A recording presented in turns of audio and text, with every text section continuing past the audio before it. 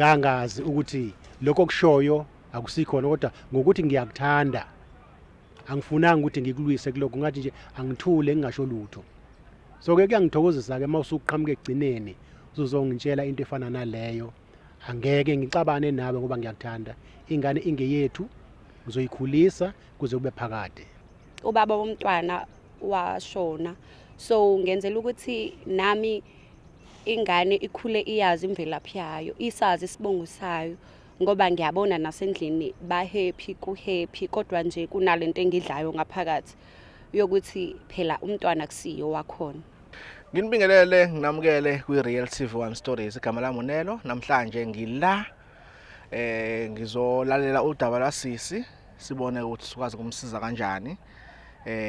Usisi usibhalelile njengoba nawe ungakwazi usibhalela kwe-email yethu lekhaya ekhona escreenini ubeke udaba lakho ube straight to the point uyishini number yakho ukwazi ukufonela ngoba namhlanje ngiprepared bonke abantu bami ba ready so ngizokwenza sure ukuthi usisi samsiza njengoba ecelile. Siswami siyakubingelela siyakwamukela ku Real TV1 uyaphila? Yebo ngiyaphila. Igama lami nguNokuthula ngwakashangazi ngisuka eMpangeni. Okay. Igama lakho ke ngizolifihla kodwa ke ngiyabonga ukuthi ushilo but ngeke balizwe abantu. Sisi usuka eMpangeni. Njengoba usibhalile namhlanje akuneze imali yakho iphathe wena yabo? Ngiyethemba ukuthi lela iyazwakala. Njengoba usibhalelile ke namhlanje ufuna sikusize ngani umuntu obuka le video le uthi usisi ufunani?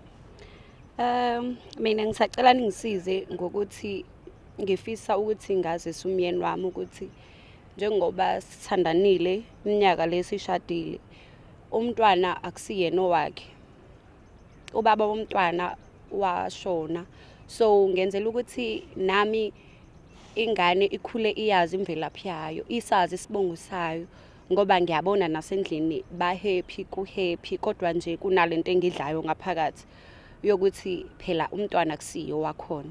Okay, mhlambe nje umuntu obukayo esathukile uzoyibuza ukuthi umntwana uneminyaka emingaki njengamanje? Njengamanje umntwana una 15 years. 15 years. Yebo. Okay, mhlambe ngifuna ukuthi ngi-unpack kahle uze sibe kwi-page elifanayo. Yebo. Njengoba umntwana ena 15 years ubaba wakhe wangampela ngabe nijolile noma nantshontshana ushadile noma ungakashadi? Bese ngishadile kahle ubaba wakhe kwakumngani wakhe umyeni wami. Okay. Yebo. So santshontshana ngalendlela okwenzeka ngayo for that night saseke ngamitha waqhubeka futhi ke esamane esondela nami bese ngiyasondela ngoba ubaba wakwami umuntu ohambayo kahlala isikhathi esiningi nathi. Okay. So umngani kamkhonyana wakho weza anginyonyobela wena noma wena waya kuyena umkhonyana wakho engekho? No bemane efika ngithi efike evakasha noma babe ngekho mhlawumbe efike nje kwaba khona lo suku lo lafika ngalo ke wafika ngiqeda kugeza yabo wakhuluma nami ngachazeka ke ngaleso sikhathi kwase kwenzeka indlela okwenzeka ngayo. Okay. Ngifuna ukuthola la ngoba le ndaba ibalekile ukuthi ngicacise ibe clear. Ngaphandle kwalo bhuti lesikhuluma ngaye omngani somqamba nje sithi uX. Yes. uX okay singathi uX ngoba ngithi uX uzosana ukuthi ngithi X ake ngithi uB. Yes uB. uB ngaphandle kwakhe akekho umuntu owalala naye ngaphandle komyeni wakho? Hayi cha akekho kube kuyena nje kuphela ngoba ngathini bhuti bese sesitshontshana bese sitshontshana nje from time to time. Yes mengabe ngekho ubaba ngimtshela ukuthi ubaba akekho afike. Okay, futhi bangaba babili abantu abapossible abangakumithisa ngabe ubaba wakho umkhonyana wakho no B. But ke asizume ini ke manje uwazi ngani wena uthi uB owakumithisa? Oh okay uB kunalesikhathi lesi ngimtshela ukuthi angizizwa kahle nginama morning sickness and ngiyagula ngikho right wajabula wathi kungenzeka ukuthi ingane yakhe sahamba saya eclinic yabo benclinika nayo yonke into ngihamba nayo ngenza naye umntwana esefikile ukuze sikwazi ukuthi sibe ne show ubhuti wayengekho ngithi umyeni wami wayengekho ehambile ehlala unokuhamba for inyanga usebenze e-DRC so ehambile ke kwaphela u3 months ngikhulelwe mengabe ngikhuluma naye wa-understand futhi washo ukuthi ingane yakhe uthe umntwana esezaliwe ke sahamba sayo check igazi eClicks wabona ukuthi ingane yakhe kwawukuthi ke manje sisanokusombuluko sokuthi kufuneka sikhulume nomyeni wami simazise phela le ndaba wavitane washona ke wangishiya nalenkinga ukuthi njengoba eseshonile ngizobe sengisala ngikhuluma nengane nobaba wayo manje kumele ke ngitshela ubaba wayo ingakho ngibhalelile kunina ukuthi ngicela ningisize. Okay, futhi kana uthi uB before ashone waye ready ukuthi azise umyeni wakhe ukuthi cha yazi mngani wami uthe uma ungekho uyosebenza ngasala mina ngakwenzela umsebenzi. Yebo kunjalo. Umyeni yakho umothi DC ngicabanga ukuthi uyisosha. Yebo se-DRC. Njengoba eyisosha unengane naye kuphela ngokwazi kwakhe neyodwa. Yebo sinengane eyodwa. Akanayo ngaphandle. Cha ngamthola nje enganayo ingane. So le eniyodwa enayo ngokwazi kwakhe azi ukuthi yakhe yena akazi nizamenye. Cha besingakazi sizamenye phela siye sithi uNkulunkulu phela osiphaye ingane angithi. Oh vele nana prevent so niyawenza prevent siyalwenza. Inhloso ukuthi kungenzeka ibe khona kodwa agcine ngafikanga. Yebo. Okay. Sikhuluma ngesosha la. Yebo. Umuntu ophatha ikhali okutrainiwe olala ezihlahleni obaziyo ubunzima. Yebo. Njengomuntu wakho uma ngabe esezwe lodaba lokuthi wena engekho nomngane wakhe ngiyakubona ukuthi mhlambe umuntu wamakhelwane cha umngane wakhe umaze inqunu umuntu uzophatha kanjani ndawo uzophoxeka yena kakhulu ngoba nje umuntu ozwelayo futhi kakhulu and ngiyazi ukuthi uyangithanda. Ingane i-relationship yabo injani? Ba happy. Somndeni no happy nje ingane uyayithanda nayo iyamthanda. Umfana nontombazana? Umfana. Ngoba buwa nje behleli lapha mhlawumbe bedlala ibhola mhlawumbe befikile I'm sure ibond serious. Serious ibond kodwa manje kube buhlungu nakumina ngoba ngiyabona nje ukuthi siyaqhubeka isikhathi kanti akusiyo ubaba. Umuntu obukayo mhlawumbe nami nje ngombuzo ngiyangina iyakufikela ukuthi why ungavesane uyishiye kanje ngoba vele akasekho babengane. Njengoba bengishilo ekuqaleni bhuti ngathi inkinga yami ngenzela ukuthi njengoba ngathola umntwana womfana nje kumele azi isibongo sakhe, kumele azi imvelaphi yakhe ukuthi kahle kahle yena usukaphi ubani ubaba wakhe. Singakwenza kube mnandi ngelinye ilanga mhlawumbe ingane yami ngisengishonile iyoba nenkinga. Sifuna usiko lwayo. Yebo. Vele manje na 15 into eziningi ayazenza. Aka experience yebo. Uzoqala nayo imithise uthola ukuthi imithisa kwaX isibongo sifana noX uba wayo. Igcine yabona usuhlahla nje lapho isimithisa ubhutwayo usiswayo. Yebo. Yo kunzima nje kunzima. Ne? Ngiyacela ukuthi ningisize. No, already mina i-investigation sengiyenzile yabo. Yebo. Lo wasikhona namhlanje nje ubaba ukhona. Ngizothumela nje ubhuti lo uphethe camera ahamba umyanda emotweni. Ukhona. Wena are you ready uma ngabe athi yena asihlukane akuphela namhlanje? Yo.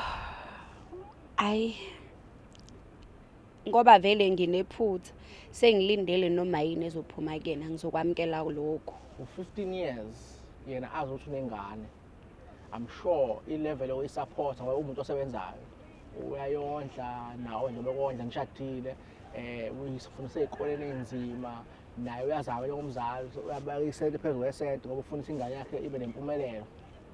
Yebo. Kanti cha ingane yamngane wakhe. Yebo njalo. Mhlambe ke if ungakhuluma nje sisanethuba nomuntu obukayo la osebenza phesheya naye osebenza kephi ohamba osebenza ama-truckini kubaluleke ngani ukuthi uhlale usondelene nomkhonyana nomakoti wakho? Kubalulekile ukuthi usondelane nomuntu wakho ngoba izikhathi zokulingeka ziyafika. kenzeka ulingeke njengoba nami ngalingeka nje. Kodwa-ke kwase kwaba yinto ephindelelekayo. Kodwa kwaqala nje kwaba ukuhalelana because vele naye ubaba akekho and usenesikhathi eside ehambile. Kusakahle singasho in a way ukuthi ubaba iphutha lakhe ukuhamba. Akusilo phela iphutha lakhe ngoba nayo uyosebenzela thina. Yebo. So iphutha lakho uthi wena uthi mase usuvuka enkanuko ubona ukuthi khona ufuna umnikeza. Yebo ngaba nalo iphutha likhulu futhi. Wafaka uthenga ama toys uyisize wena. Ngcono nalokho. Kodwa kwenzanga yo. Yebo. Wafuna the real thing. Yebo kwenze kanjalo futhi. Wathola ingane. Yebo kwafika umntwana. Manje nina ke anisacabangeni ukuthi oba izinto yakudala le nami sengimane ngiyabuza bese sizele ukuthi si clearish. Use okay listike sense condom. Nivikele. Yebo ikhondomu sayithatha sasithi soyisebenzisa kwasho ukuthi seku fast yonke into yenzeka fast.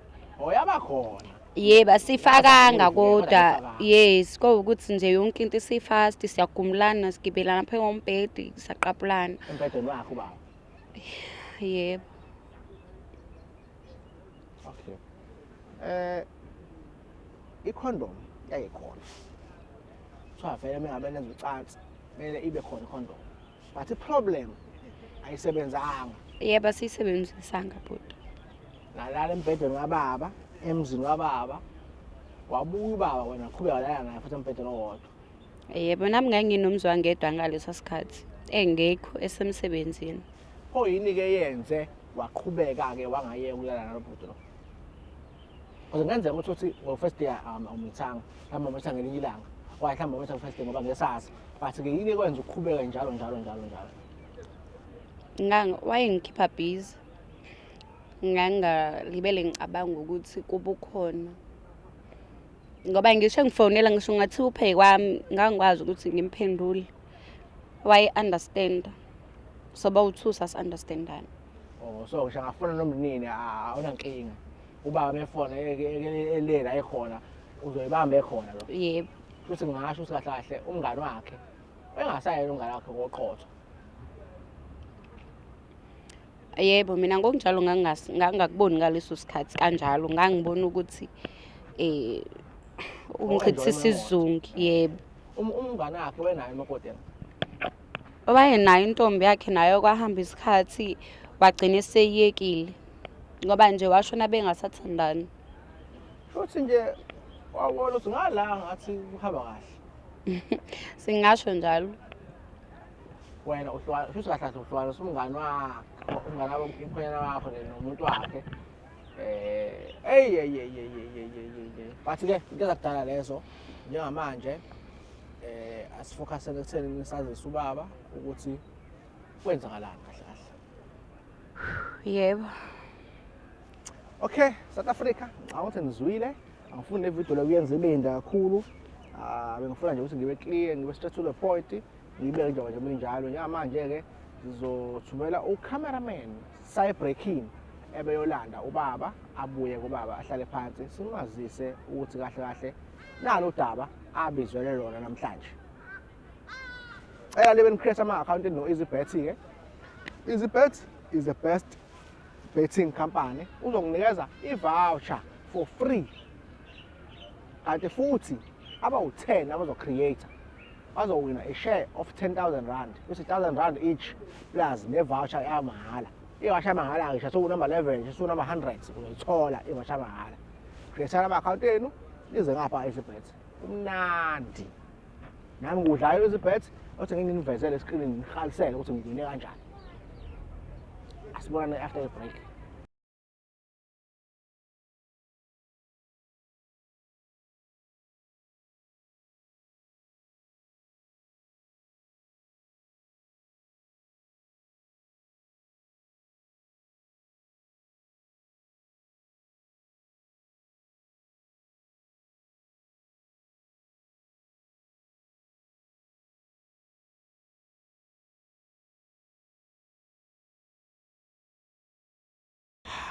Simbambisela okay yahlupha le makhe uyodwa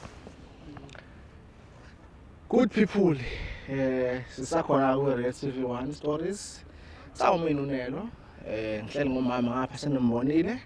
Senike nasizwa sixoxa. Bese ngapha esayidini lami la left khona ubaba isosha. Hawu. Ngeke sakurespect. Kumele sikurespect. Asikunikeze imali nje. Sikubingelele sikuphi ithuba. Ubingelele lababukeli nje la. Isithanda sakho sihleli ngapha. Sikubizile kwa TV. Ngibingelele emphakathini wonke obukayo njengamanje. Ngithi sengathi uNkulunkulu ngabanani. Ngibonga kakhulu futhi nomama wakwami ukuthi angibize ngize la sizokhuluma udaba oluthile olusemqoka. Njengomuntu mina oyisosha ophuma le osebenzela le eDRC. So ke ngithe hayi no angivela ngoba ngilitholile ithuba namhlanje. Manje mhlambe umuntu obukayo lapha nami nje ngivele interested. Uma ngabe usuka nihamba niya kwamanye amazwe ngazi manje amazwe nohambelayo ngokusebenza kwenu awusabi yini ukuthi wathifa ngibuyi Kuyekuthiwa i-social film emsebenzini walo mawuyinikele ngezwe lakho awusabi lutho ngoba la uphuma khona phela basuke bekuhlomisile watrainwa waqeqeshwa ngokufanele na wazibona nokuthi nami lento ngiyimisela ngoba ngiyayithanda ngiready ukuthi ngenza noma yini ngezwe lami kunjalo ukuthanda izwe lakho ayikho into eyisabayo. Okay, omunye uzothi nihamba unyaka u2 years u6 months ubani kodwa manje nishiya abantu abanithandayo ngemuva bona nithi isizungu sichitha nobani. Umuntu wakho unkosikazi wakho wamthatha umthanda wavuma ukuthi umthathe ngoba naye ekuthanda. Yes. Uma ngabe uhambile noma ethi ukude kangakanani kukuyena enhlizweni yakhe ukuthi yena uziphatha kanjani. Mayikuthanda ngempela uzohlala nje akulinde angabukele eceleni alinde kuze kubuya wena ngoba ungumkhwenyana wakwakhe. Okay. Futhi kahle usuke uthemba umdali namadlozi akho nomuthi wakho nentelezi yakho ukuthi uzohlala qotho. Lokho nje kufika eqali okholelwa yikho. Yes. Noma kanjani uNkulunkulu uzokwazi ukuthi akugcine kufezeke futhi kungenzeki lutho olubi. Cha baba siphinde futhi sengibongela South Africa yonke. Ngiyashayisa luthi siyabonga kakhulu ukuthi nisiprotect isizwe South Africa. Ngiyathemba ukuthi nabantu abaphesheya abezi bezosihlasela ngoba bayazi ukuthi hayi inhlavu nishaya nize nigingqeke ngani ngaphezulu. Kona akulula neze ngoba siqeqeshwe ngokwanele and futhi nezikhali sinazo zokuthi sivikele izwe lethu. Okay. Ngifuna ke manje singene odabeni esize ngalo. Umama phela ngapha ukubizile. Wasicha ubaba wami enethuba nje noma engajwayela ukuthi abe nesikhathi. Ake ngimbize kwi-show enkulu ngizokhuluma naye.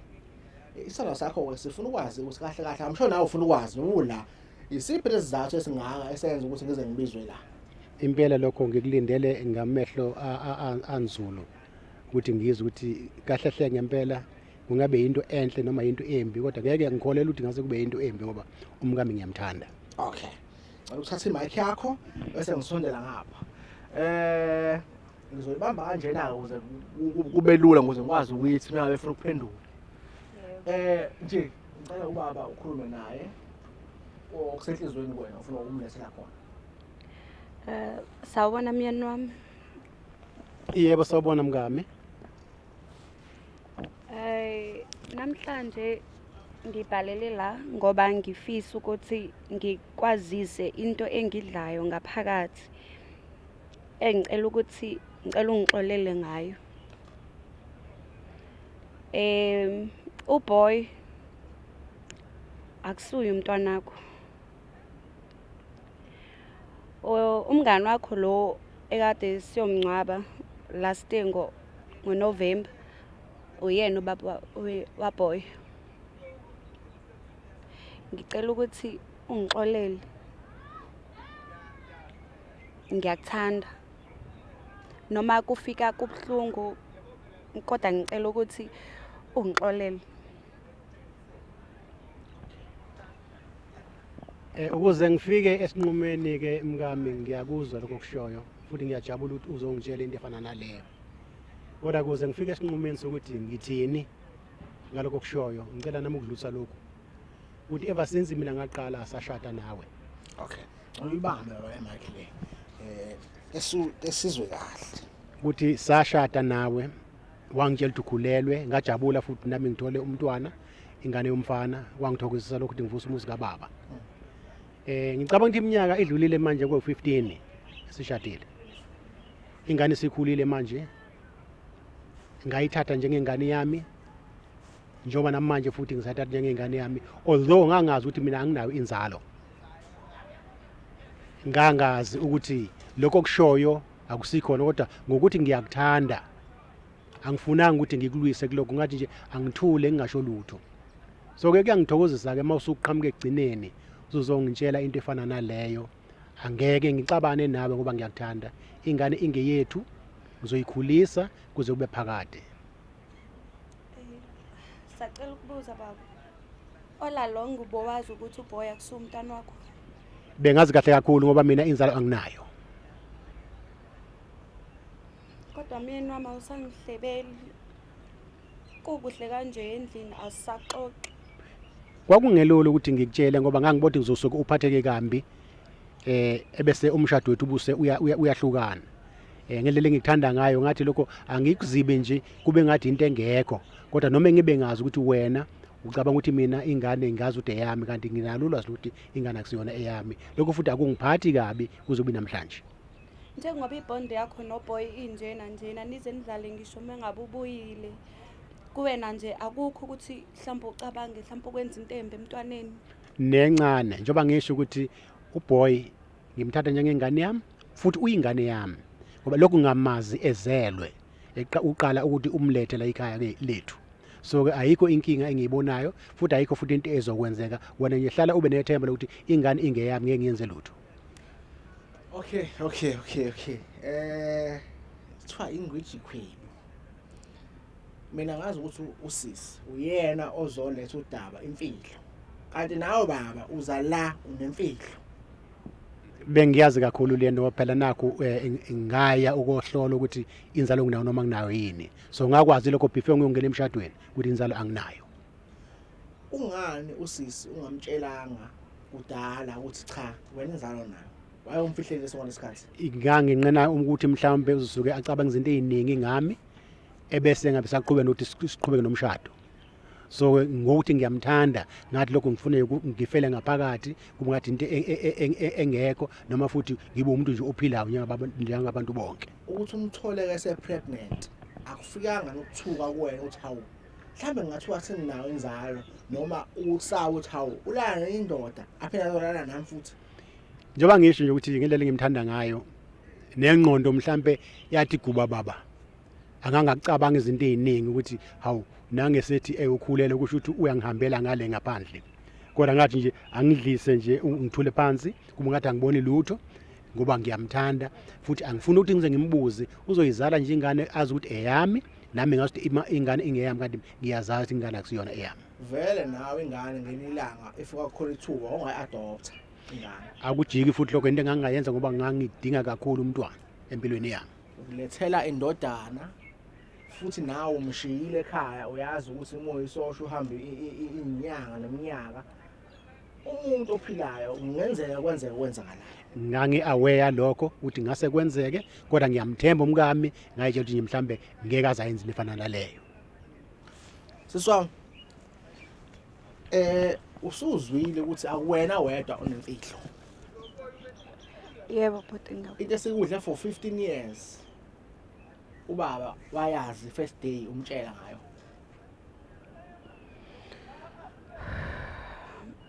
Yebo bhuti. Kodwa mina engibuka baba usisi ngazi ukuthi usefikelwa isibibithwana noma ufikelwa ukukhala ngenxa yokuthi wena ubuwazi. Akusakhona ukuthi yena wenemfihlo. Ngabe uba ku wrong ngesimo sakhe?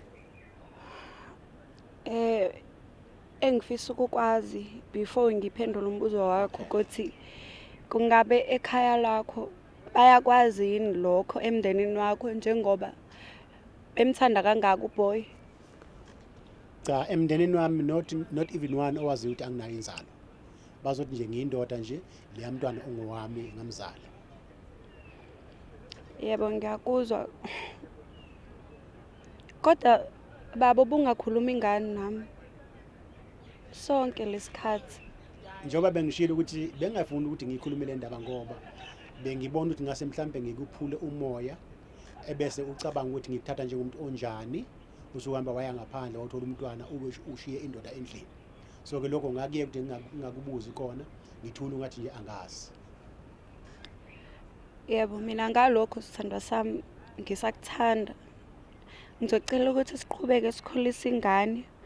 Kodwa kumele kube khona isikhathi sokuthi sikwazi ukukhuluma naye umntwana. Azi simise nakamngani wakho. Azi ukuthi ekhaya kubi kephi. Lokho ke sithando sami angicabanga ukuthi ngase kube inkinga. Ngoba phela egcineni kuhamba izinto umntwana nazi zimdinge izinto zakubo. Komele ukuthi sikwenze lokho ngokubambisana ukukhulu.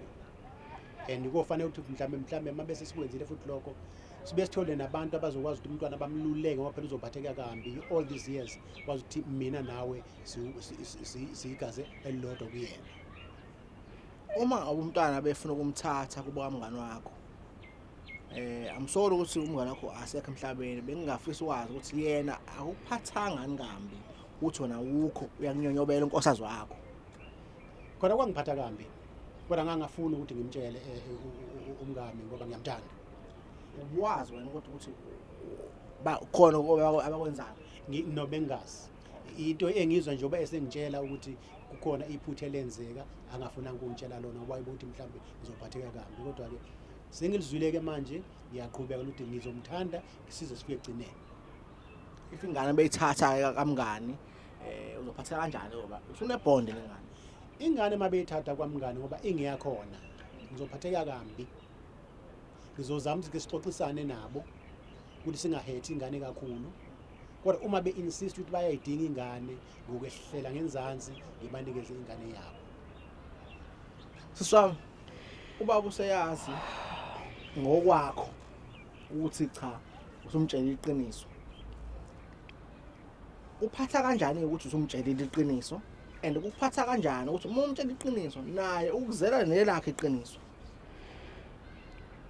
Ukumtshela kwami iqiniso ngizezwa ngathi khona into esisukayo emahlombe ebingidla for like 15 years.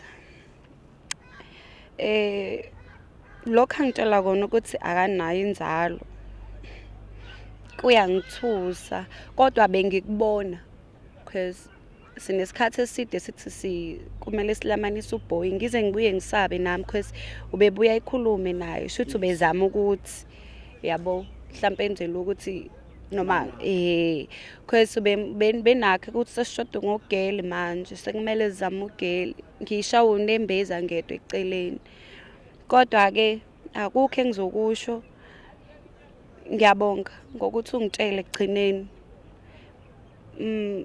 No Boy futhi ngiyafisa ukuthi imifika kuyena emandlebeni engazi ukuthi engamkela. Finally isithanda sakho sesize sakutshela iqiniso obulazi. Sesize sagonyuluka sakuthemba ngeqiniso laso. Nawe ke wagonyuluka wamtshela ngeqiniso lakho. Uphatha kanjani ke manje? No mina ngiphatheka kahle uma umngami ekwazi ukukhuluma iqiniso abhodle into emdla ngaphakathi. Omunye umuntu bezothula afe nakho athula ngasho lutho kuze kube sigcinene. Yena kokhulumile ngiyamxolela noma kwenzakalani empilweni yakhe ngithemba ukuthi noNkulunkulu omukela ngezandla ezimhlophe ngoba ubhodlile wakhuluma iqiniso. Kanti nawe futhi nawe ukhuluma iqiniso ngoba nawe ubuthule leqiniso. Kunjalo. Ungamtshelile uzomtshela nini? Beke ngimina bengeke ngize ngimtshele ngoba yiloko engisho ukuthi bengisabela ukuthi mhlambe uzophatheka kambi ebese yangishiya. Uprotecta yena. Bengiprotecta yena nje umuntu engimthandayo. Ukuthi umshado uthi ungonakali. Yo, South Africa iqiniso after iqiniso. Njengomuntu oyisosha. Let's just say ke usisi lento abakutshela yona ubungayazi. Ngabe khona ni training entrainwa yona emasosheni ukuthi menifike emakhaya kunezimo ezifana nalezi ikwazi ukuzehlisa. Kuningi abasitshela khona ngoba phela njengathina njengabantu abasebenzisa ikhala ezinzima. Basuke benzela khona imiqondo yethu ingabe sigcina kakhulu kuloko ukuthi vele ngoba ngiyisosha ngingakwenza ngimbulali. siyalulekwa ngeindlela ezahlukene bafika futhi abama department athile ahlukene bezosiluleka ngokumqondo nangendlela ofanele sibehave ngama sifike emakhaya noma hlana noma naziphi izimo is either awuzwani naso kodwa kufanele kube nendlela ethile ozokwazi ukuthi ukhulume ngayo nomkakho noma nomuntu wakini ngaphandle kokuthini donselana izikhali. Yeah, ne? No, mina I'm happy ukuthi egcine usuku usisi uhappy ebese nobaba ngapha uhappy. Ngiyamshona ingane izoba happy. Uthi ingane under age na 15 angesikwazi usiveze emakhamereni. Ngenxa yokuprotecta umuntu under age uyafihla ngendlela esimanga. Kodwa sizocela lesilenze uhlelo nikhulume naye bese senikhulumile naye bese niyabuya ke senizosichazela ukuthi going forward kuhamba kanjani. Usisi uyavuma ngapha ubaba uyavuma ngapha. Nami ngivuma kahle kakhulu impela ngoba khona kufanele kube khona isixazululo esiqhamukayo. Siyabonga kakhulu ke si-Reactive 1 sesifikile ke emaphethelweni evideo. Aphela ke kamnandi ke. Akekho omunye oxabane nomunye and akekho omunye othi namhlanje angisathandana noSibanibani sesihlukene kuqhuma ama divorce. Kodwa ke namhlanje wonke umuntu happy, wonke umuntu free. Ngiyathemba ngoba bakushilo kuyiqiniso singezwe kuthiwa kuqhuma inganono. Siyathemba noma ngapha akakamdinele ubaba ukuthi yena umshiye yedwa wamlambisa. Waphinde futhi kunjalo amfihlela imfihlo engaka ukuthi nakazali. Ubhizi ustressekile yena ngoba usemithiswe indoda. Utshela ukuthi uzomtshela kanjani ubaba kanti ubaba uyabuka nje uyayibusho welele ubuyazi ngiyaza kuyona ingane yami le. Kodwa ke akhona amadoda la ngaphandle. Bakhona abaqotho la ngaphandle. Ake sithi next time stay blessed.